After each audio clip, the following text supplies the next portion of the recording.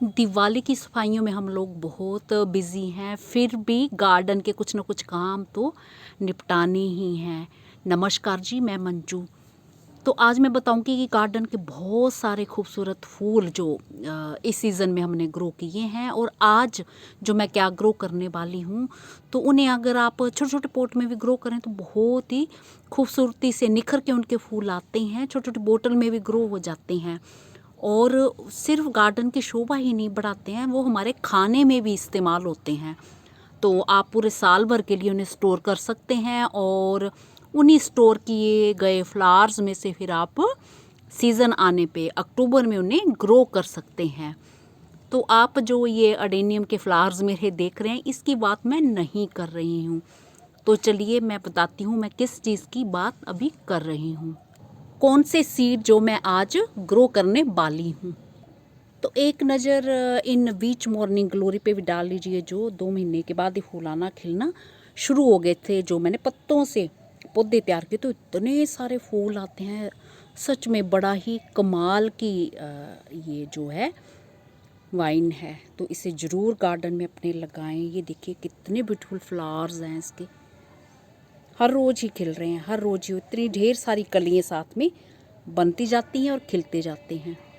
तो चलिए मैं दिखाती हूँ आज मैं कौन से फूलों की बात कर रही हूँ।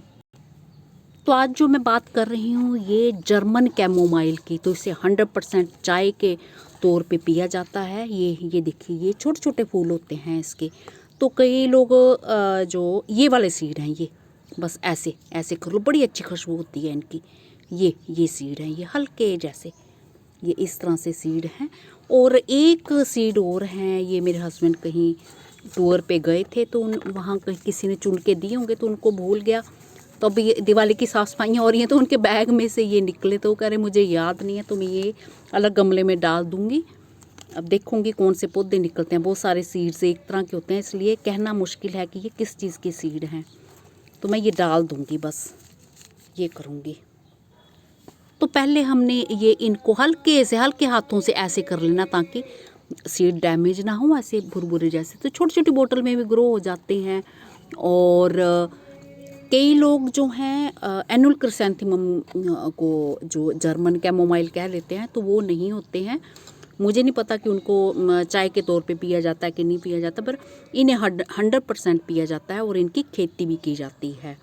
तो उनको फूलों का इस्तेमाल आप एक्सपर्ट को पूछ के ही करें। ऐसे अगर वीडियो में हो तो ऐसे बिना एक्सपर्ट के जांच के ना करें।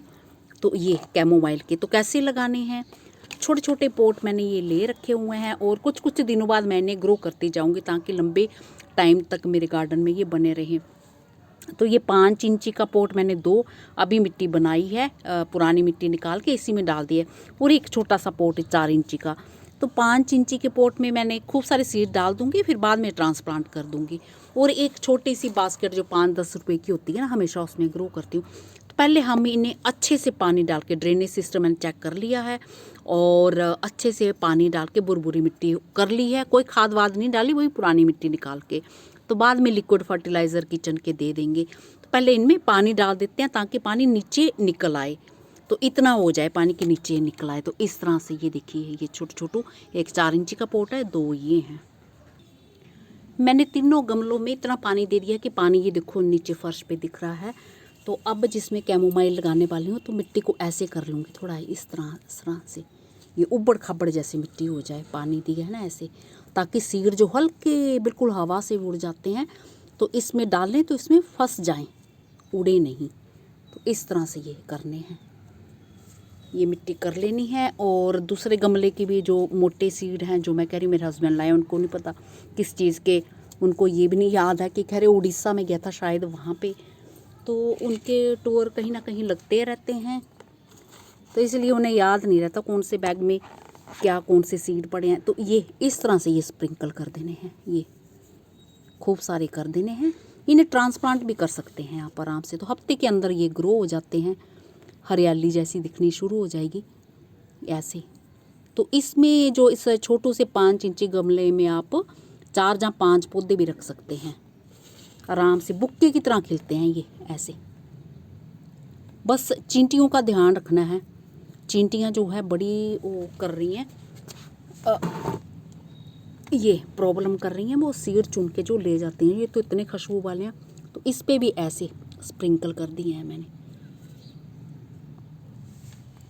तो इनको थोड़ा सा, इसको एक में तो मैंने ऐसे डाल दिए, इसको थोड़ा सा ऐसे कर दूंगी, ऐसे इस तरह से ये ऐसे कर दिया ये 4 इंची पोट को।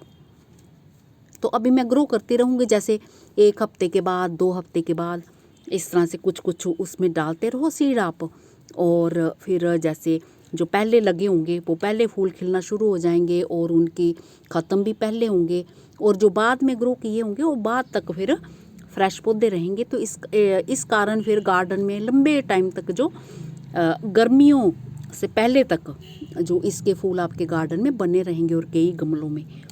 तो ये इस तरह से ये लगा दिए हैं हमने कैमोमाइल सीड, और हल्की मॉइस्ट मिट्टी रखनी है। और पौधे गमलों को आपने बड़े बड़े पौधों के उधर रखना है, नीचे रखना है, ताकि जो बड़े बड़े पौधों की छाया मिल सके। अब ये वाला अनजाना सीड, ये मेरे को नहीं पता किस चीज़ का, ये भी मैं डाल देती हूँ। और उड़ीसा और हमारे यहाँ के क्लाइमेट का तो ज़मीन में आसमान का फ़र्क है।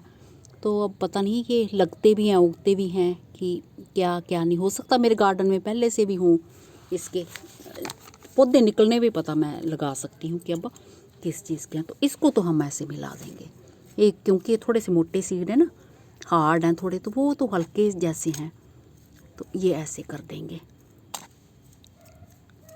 ये हो गया हमारा।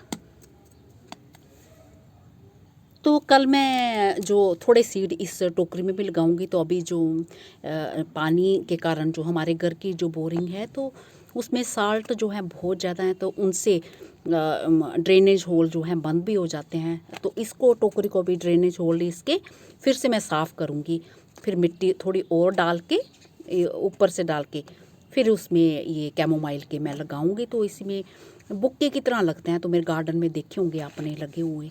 तो ये मिट्टी निकाल के थोड़ी थोड़ी, ये कम थी इनमें गमलों में, इनमें मैंने भर दी।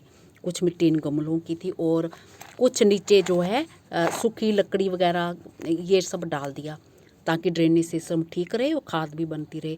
और इन्हें बहुत धूप वाली जगह में अभी नहीं रखना है, हम छाया वाली जगह में बड़े बड़े पौधों के नीचे रखना है इन्हें, और ये छुटके जैसे गमले को भी। और इसको तो इसका मुझे अब आइडिया नहीं है, तो इसको मैं दीवार के पास ही रख दूँगी जहाँ पे 3-1 घंटे की धूप आए। हाँ, फ्लावर्स इनके जो एनुअल क्रिसैंथेमम की तरह ज़रूर दिखते हैं, पर बिल्कुल छोटे छोटे होते हैं, वो उनके बड़े बड़े एनुअल क्रिसैंथेमम के होते हैं। इनके पत्ते भी बड़े खूबसूरत लगते हैं, फर्न की तरह, जैसे सौंफ के पत्ते निकलते हैं ना, वैसे बारीक बारीक बड़े खूबसूरत लगते हैं। तो ऐसी जो छोटी सी बोतल है ना, ये देखिए इतनी सी बोतल है, ये छोटी सी इतनी सी बोतल है, इतनी मिट्टी है। तो इसको भी मैं साफ़ करके पूरी मिट्टी फिर से भर के इसमें भी एक पौधा कैमोमाइल का लगा सकती हूँ, तो या फिर 2 भी लगा सकते हैं। तो ट्रांसप्लांट करते हुए कई बार 100% चल जाते हैं सब पौधे, कई बार कुछ मर भी जाते हैं। तो इसलिए हमेशा जो पौध ज़्यादा ही हमें तैयार करनी चाहिए। इसी के साथ नमस्ते जी, शुक्रिया।